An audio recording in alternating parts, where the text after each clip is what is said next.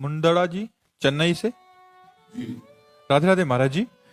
महाराज जी, मैं ये पूछना चाहती हूँ कि सातों जन्म में मुझे जो अभी पति सेम वही मिल सकते हैं? नहीं, वो बहुत प्यार करते हैं महाराज हाँ जी, तो बहुत अच्छे हैं। नहीं मिल सकते। ये गारंटी से हम कह रहा हूं, ये कोई फिल्मी स्टेज थोड़ी है, ऐसा थोड़ी है। ऐसा नहीं हो सकता। हाँ, एक उपाय हो सकता है। यदि आप भगवान की आराधना करें और भगवान से वर मांगे कि जो मेरे पति हैं ये 7 जन्म तक हमारे पति बने, और वो आशीष दे दे, वरदान दे दे, तो ये संभव हो सकता है, अन्यथा नहीं। क्योंकि दोनों के कर्म अलग अलग हैं, एक कर्म नहीं है दोनों का। दोनों के कर्म अलग अलग हैं, दोनों का प्रारब्ध अलग अलग है, दोनों के संचित अलग अलग हैं। तो इस जन्म में जो पति बना है वो अगले जन्म में पति बने या पुरुष बने बिल्कुल आवश्यक नहीं। जैसे हम एक घटना तुम्हें सुना रहे, एक की पत्नी बड़ी भक्त थी, वो पत्नी पर बहुत प्यार करते थे, पर पत्नी गुरुजी की आज्ञा से चलती थी, पर उनको संतों से कोई प्यार नहीं था, वो पत्नी से प्यार करते थे। तो एक दिन पत्नी ने बहुत प्रेम से उनसे कहा कि हमारी एक बात मानोगे, आप हमारे गुरुजी से दीक्षा ले लीजिए, क्योंकि हम दीक्षित हैं और आप दीक्षा नहीं लिए तो हमारा आपका प्रेम अधूरा। उन्होंने कहा ठीक है, बुलाओ गुरुजी को।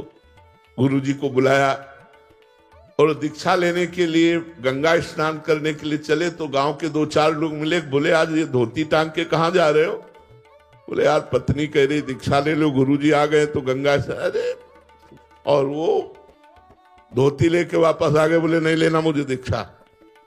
कालांतर में दोनों का शरीर छूटा, तो पति आसक्त होने के कारण उसका मोक्ष नहीं हुआ और वो राजा की राजकुमारी के रूप में जन्मे। ये पूर्व में गीता जी के महत्व में महिमा आती थी, उसमें दृष्टांत आता था, उसका है। और वो पत्नी के प्यार के कारण जहां वो राजकुमारी जन्मी, वही हथनी से वो पुत्र के रूप में प्रकट हुआ, हाथी का शावक। अब जब वो नव युवक अवस्था में हाथी आया और श्रृंगार करके राज सवारी निकली और राजकुमारी सिंहासन पर आरूढ़, तो जे भी उसने देखा तो पूरी स्मृति जागृत हो गई कि ये तो मेरी पत्नी थी।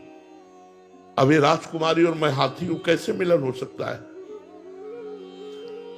वो चुपचाप सहता रहा, क्योंकि कुछ अपनी बात व्यक्त नहीं कर सकता, हाथी रूप में है। अब राजा ने अपनी राजकुमारी का स्वयंवर रचा।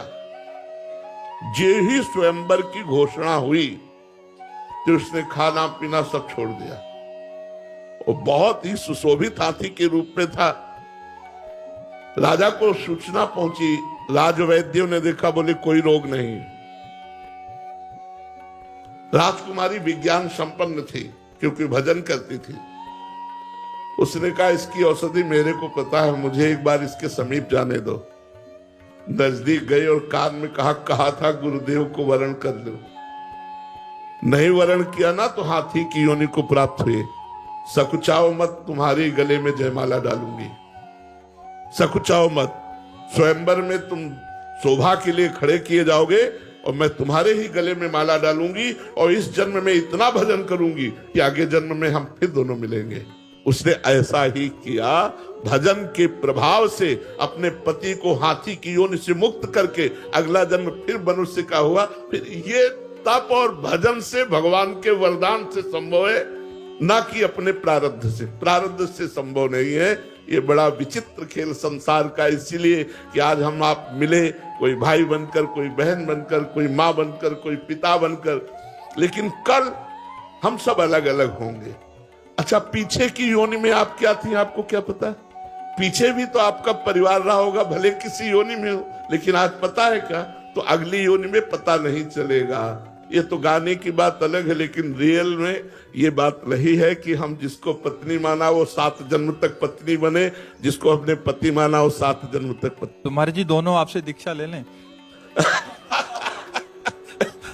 हमने तो दीक्षा की बात न कहकर भगवान से वरदान की बात कही कि भगवान वरदान दे दे तो 7 जन्म क्या 700 जन्म तक, क्योंकि सृष्टि विधायक वही है। वो कलम चला दे कि ये जीवात्मा दोनों पति पत्नी के रूप में 1000 बार जन्मेंगे, तो 1000 बार जन्मेंगे, वो दोनों पति पत्नी ही होंगे।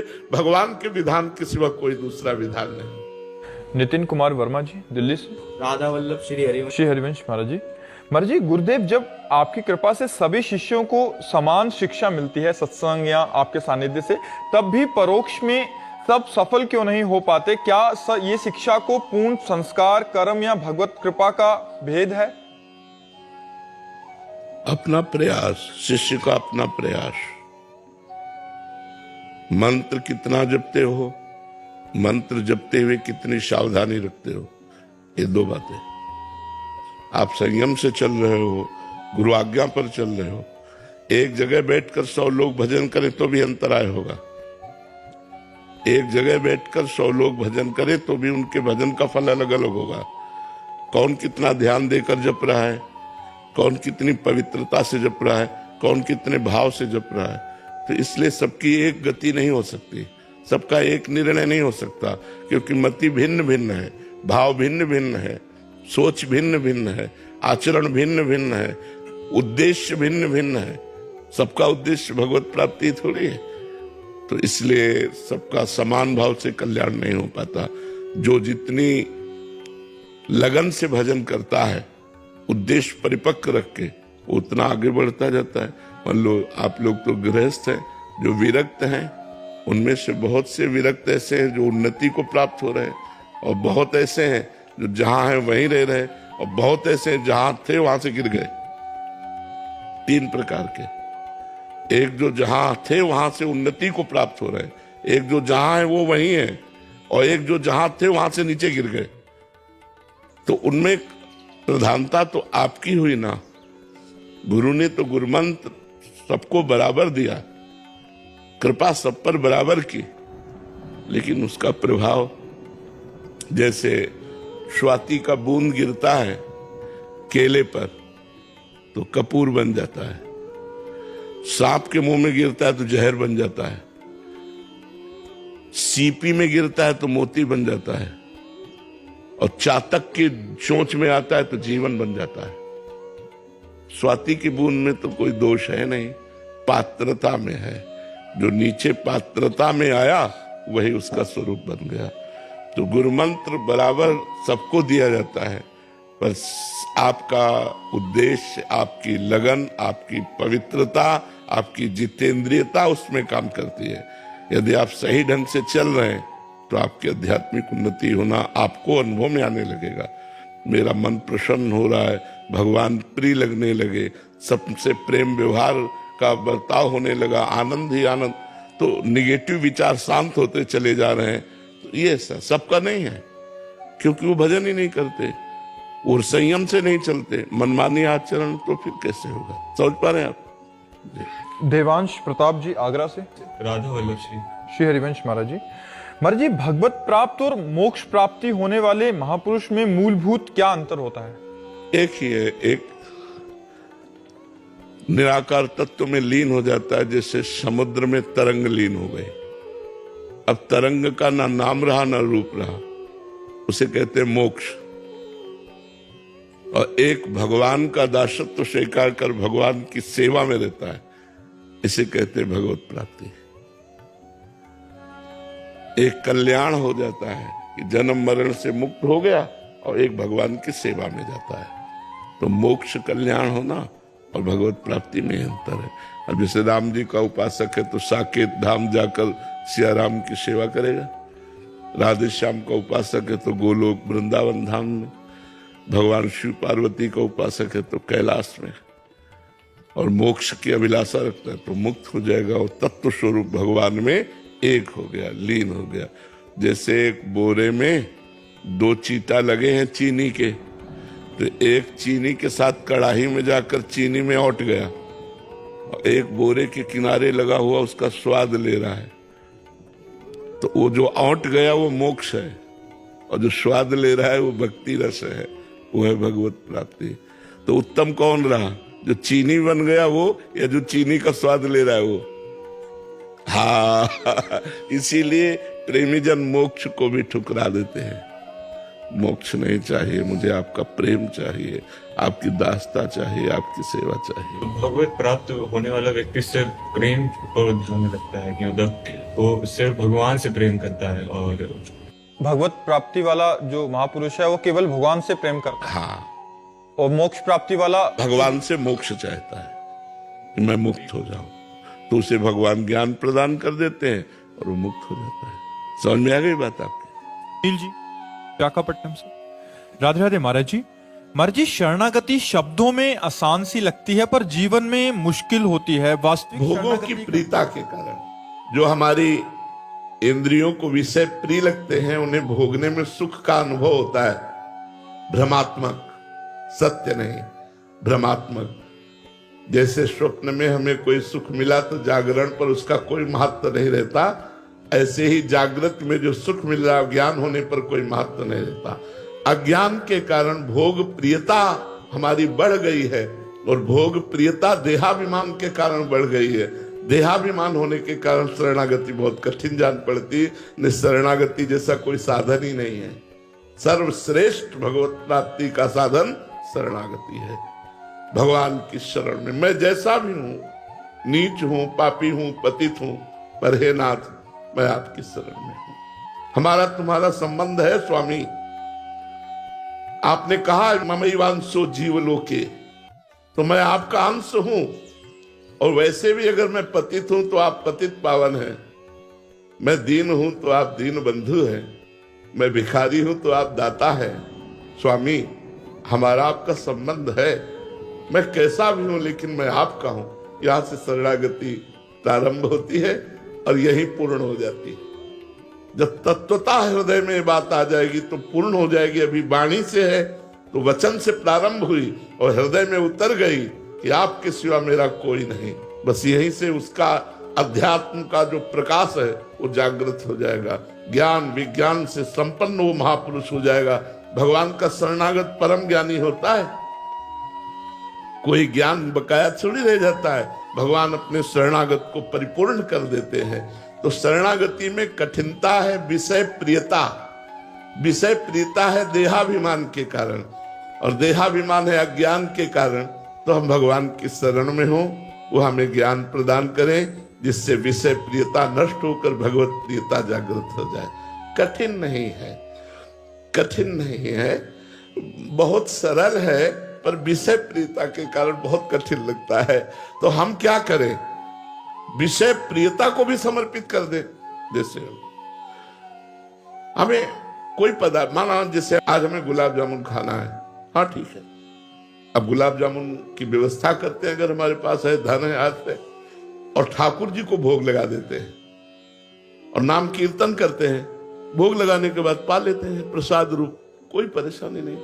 हमारी भक्ति भी पूर्ण हुई और हमारी विषय प्रियता भी पूर्ण हुई। हाँ, जो शास्त्र विरुद्ध है, धर्म विरुद्ध है, वो लाख बार मन कहे तो भी नहीं मानूंगा। अगर शास्त्र और धर्म से युक्त है तो एक बार में तेरी बात मान लूंगा।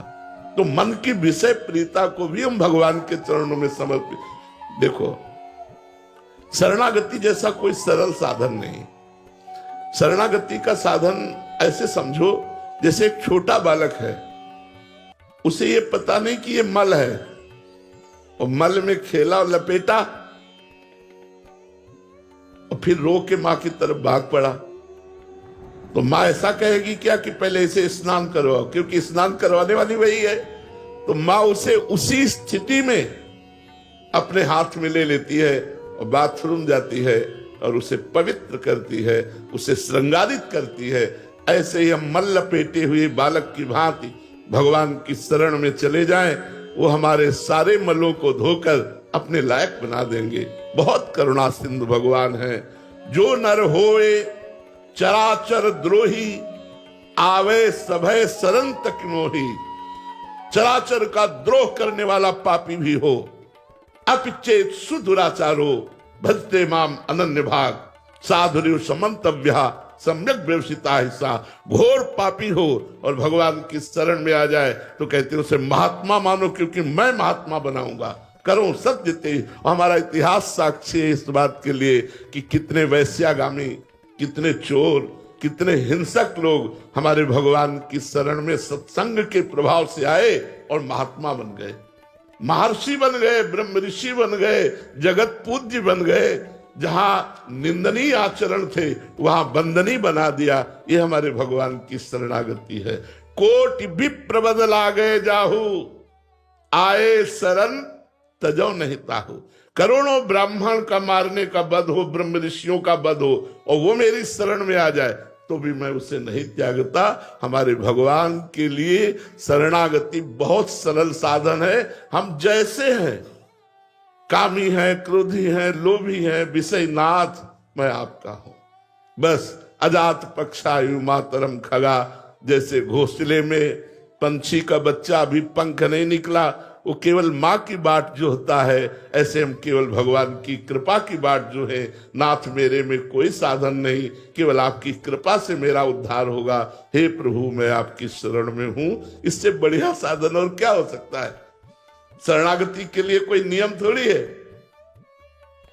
गंदा बच्चा अपने को साफ ही नहीं कर सकता, माँ का कार्य है साफ करना। तो प्रभु मैं आ गया, हे पतित पावन, मैं पतित होकर आ गया, वो आप पावन कीजिए।